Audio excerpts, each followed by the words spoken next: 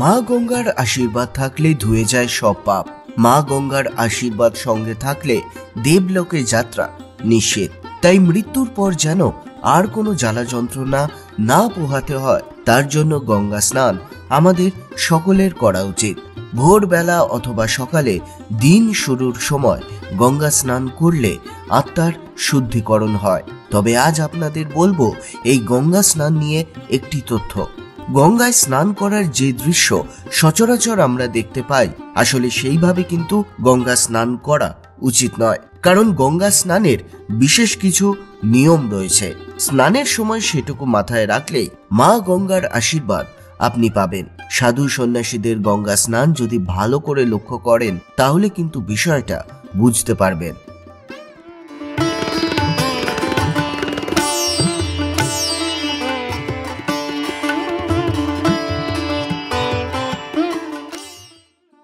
আমাদের হিন্দু ধর্মে বিশ্বাস, মৃত ব্যক্তির ভস্ম যদি গঙ্গায় বিসর্জন করা না হয় তাহলে সেই মৃত ব্যক্তির আত্মার স্বর্গযাত্রা হয় না। গঙ্গা ছাড়া কোনো শুভ কাজ সম্পন্ন হয় না।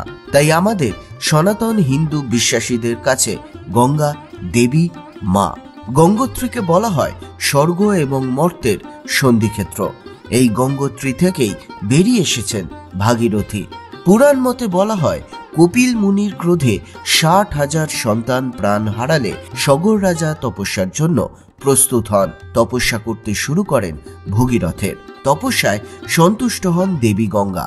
কিন্তু তার স্রোতে ভেসে যেতে পারে এই পৃথিবীর সকল সৃষ্টি। তখন মর্তে গঙ্গাকে প্রবাহিত করার জন্য মহাদেব জটায় ধারণ করেন গঙ্গাকে। তারপরেই মর্তে অবতরণ করেন গঙ্গা। গঙ্গার জল এমনই শুদ্ধ যে সেই জল কখনো নষ্ট হয় না। গঙ্গা হেমাবতী, মন্দাকিনী, জাহ্নবী, অলকানন্দা। বলা হয় অমাবস্যা, পূর্ণিমা এবং দশেরার দিন গঙ্গা স্নানের তাৎপর্য এবং মাহাত্ম্য অনেক। যখন গঙ্গা স্নান করবেন সেই সময় মা গঙ্গার ধ্যান করা উচিত একাগ্র মনে।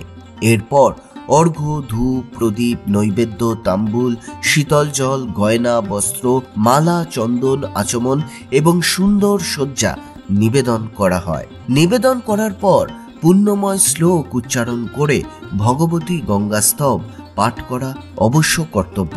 বলা হয় এই সময় ধুয়ে যায় সকল পাপ। কিন্তু আপনাকে তো বলবো যে গঙ্গা স্নানের সময় কি কি করবেন না। সবার প্রথমে গঙ্গা স্নান করার আগে স্বাভাবিকভাবেই এমনি স্নান করুন। তারপর গঙ্গায় ডুব দিন। জানবেন গঙ্গায় ডুব দিলেই কিন্তু সকল অপবিত্রতা ধুয়ে যায়। তাই কখনোই গা সাবান দিয়ে বা এমনি ঘষবেন না। গঙ্গা স্নান করার পর গামছা বা কাপড় দিয়ে গা মুছবেন না। গঙ্গার জল শরীরেই শুকিয়ে যেতে দিন। মৃত্যুর সময় বা জন্মের সূতকের সময় গঙ্গার জলে অল্প স্নান করাতে পারেন, কিন্তু মহিলারা ঋতুস্রাবের সময় গঙ্গা স্নান কিন্তু করবেন না। আর এগুলোর কিছুই যদি না করতে পারেন তাহলে বাড়িতে যখন স্নান করবেন তখন সেই জলে অল্প কয়েক ফোঁটা গঙ্গার জল ফেলে দিন, তারপর স্নান করুন। বন্ধুরা, মা গঙ্গার আশীর্বাদ সঙ্গে থাকলে মৃত্যুর পর ভোগ করতে হয় না নরক যন্ত্রণা। তাই মৃত্যুর সময় প্রত্যেক হিন্দু চান গঙ্গার জল একটু হলেও ঠোঁটে স্পর্শ করার। মৃত্যুর ঠিক পূর্বে গঙ্গা জলের স্পর্শ পেলে সকল পাপ ধুয়ে যায়। আজকের ভিডিও ভালো লাগলে লাইক করুন, শেয়ার করুন, আর নতুন হলে ভুলবেন না সাবস্ক্রাইব করতে আমাদের চ্যানেল হিন্দু কথা। আসি পরের ভিডিও নিয়ে খুব তাড়াতাড়ি। ধন্যবাদ।